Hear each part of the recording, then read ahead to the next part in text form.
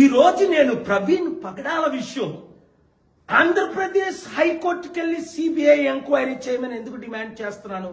నా దగ్గర ఉన్న రుజువులన్నీ కొన్ని రివీల్ చేస్తున్నాను, కొన్ని చేయట్లేదు. ఇది హత్య అని ప్రశ్నిస్తున్నాను. అయితే కొంతమంది హిందూ ఫెనాటిక్స్ అరే ప్రవీణ్ పగడాల సీతని ఉద్దేశించి మాట్లాడిన విధానాన్ని ఎందుకు ఒక డాక్టర్ కేఏ పాల్ ఈ విషయం ఆయన కొరకు ఫైట్ చేస్తున్నారు అని నేను అందరితో, అవినీతి పరులందరితో అన్ని విధాలా ఫైట్ చేశానని మీరు గూగుల్ చేసి చూడండి.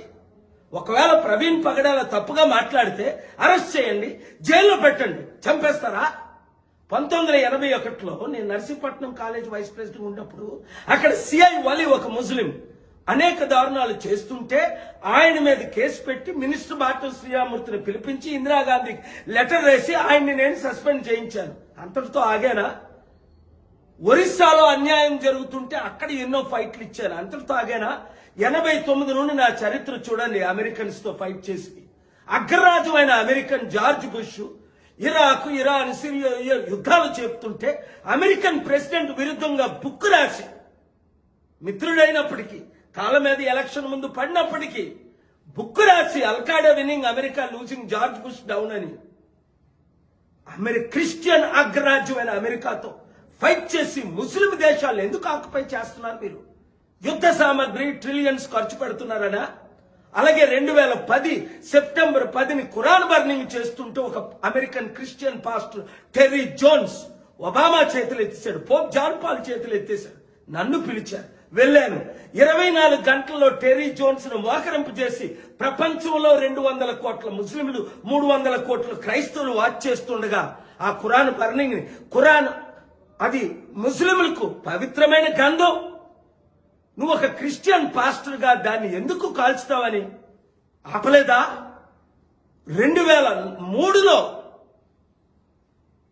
చార్ల్స్ టేలర్ చిన్నపిల్లలకి గన్నలు ఇచ్చి యుద్ధాలు చేస్తుంటే ఆ యుద్ధం ఆపి చార్ల్స్ టేలర్ అనే ప్రెసిడెంట్ ని లైబీరియా నుంచి నైజీరియా తీసుకెళ్లేదా? 2004లో గీ ఫిలిప్ హెయిటీ 10,000 మందిని చంపిస్తే నా 747 లో వెళ్లి అక్కడ ఏడిస్తుండగా ఆయన వచ్చి, సార్ నేను మీ ఫాలోవర్ అన్నాడు. నిజంగా నువ్వు నా ఫాలోవర్ అయితే యుద్ధం ఆపు, చంపడం ఆపు, వెపన్లు అంటే 200 దేశాల మీడియా లైవ్ ఇస్తుండగా AP, Reuters, CNN, BBC, ABC, MBC, Times of India ఇక్కడ ఆయన యుద్ధం ఆపిలేదా? మోకరించలేదా? 3 రోజులు నాతో ఉండలేదా?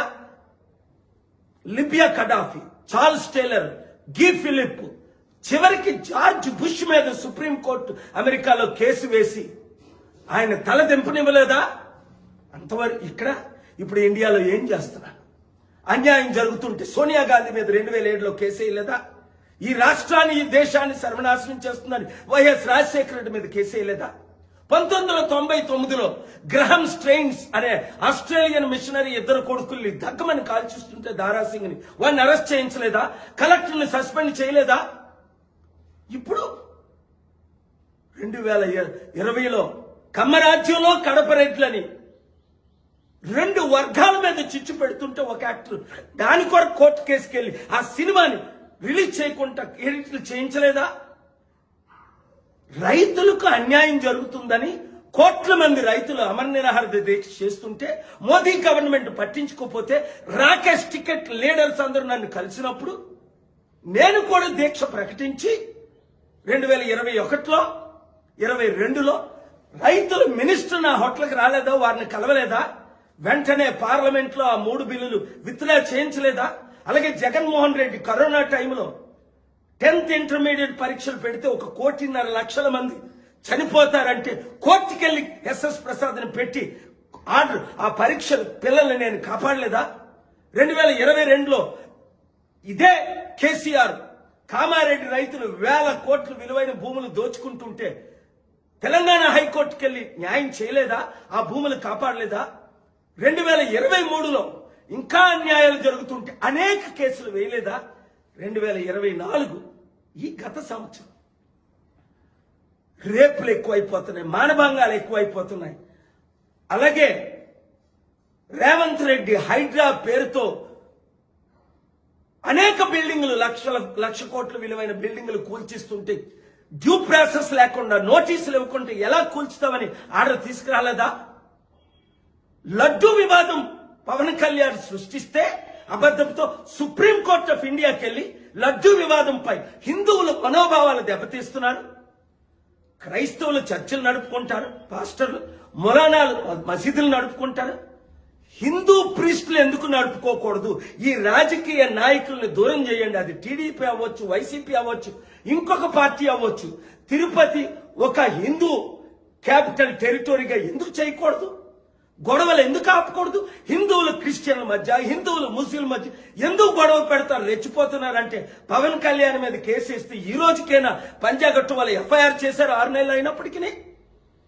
వాళ్ళకైతే ఎప్పుడైనా ఎవరికైనా క్రైస్తవులు ముస్లిం దేశాలను ఆక్యుపై చేస్తుంటే, ఒక క్రైస్తవ పాస్టర్ ఖురాన్ బర్నింగ్ ని చేస్తుంటే అమెరికాలో ఏ విధంగా ఆపాను, ఇప్పుడు ప్రవీణ్ పగడాల ఘోరంగా చంపేశారు అని నేను ఫైట్ చేస్తుంటే, హిందువుల క్రిస్టియన్స్ మధ్య చిచ్చు పెట్టడానికి ఒక ఛానల్ వాడు, ఒక యూజ్లెస్ ఫెలో మనల్ని దూరం చేస్తున్నాడు.